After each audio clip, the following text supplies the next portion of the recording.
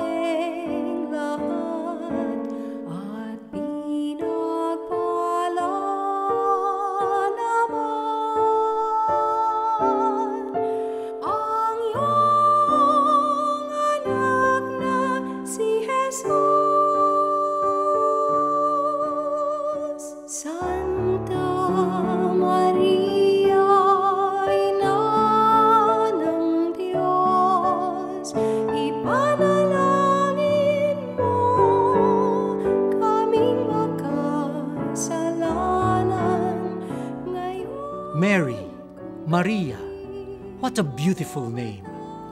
Tila ito na nga yata ang pinakakilala at pinakamadalas gamitin na pangalang pambabae. Mary Grace, Maria Cristina, Rose Marie, at marami pang iba. But there's one Mary whose name resounds in every nation, Mary, the mother of Jesus of Nazareth.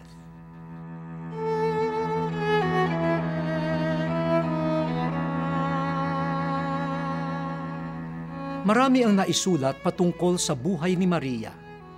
She is believed to have come from the house of David through her father Joachim, and from the family of Aaron through her mother Anne.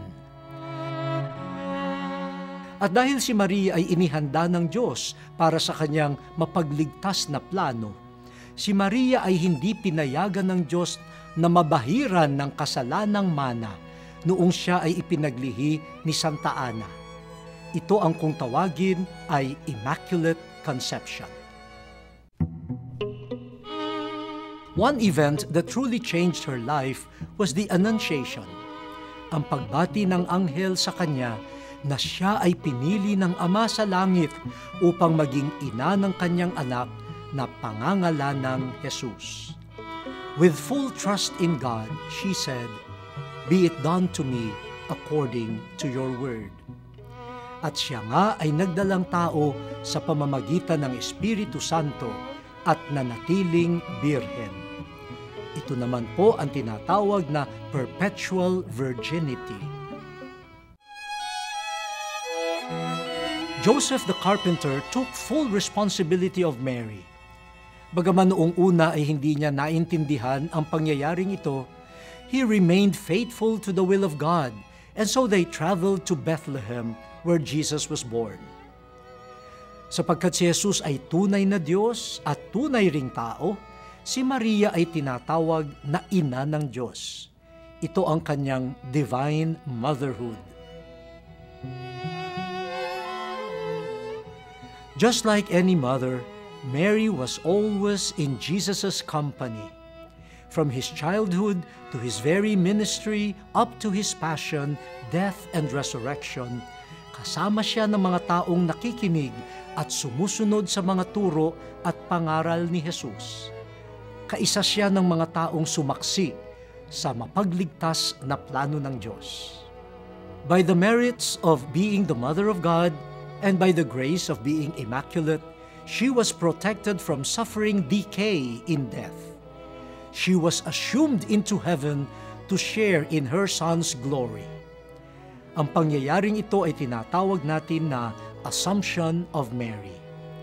Noong siya ay nahimlay, ang kanyang katawan at kaluluwa ay iniakyat sa langit upang makasama ng Diyos at ng mga anghel at mga banal.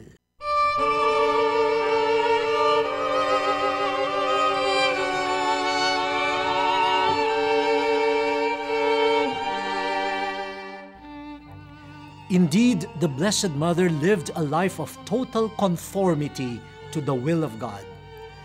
Just like our Mother Mary, may we find in our hearts the humility to obey the will of God, that we may actively participate in the fulfillment of His saving plan. Again, I'm inviting you to join the Church in celebrating the birth of our Mother on Thursday. Naghihintay ang ating mahal na ina sa ating pagdating. Samahan natin siya sa misa na alay para sa Kanya. Till our next meeting, may the good Lord bless us all.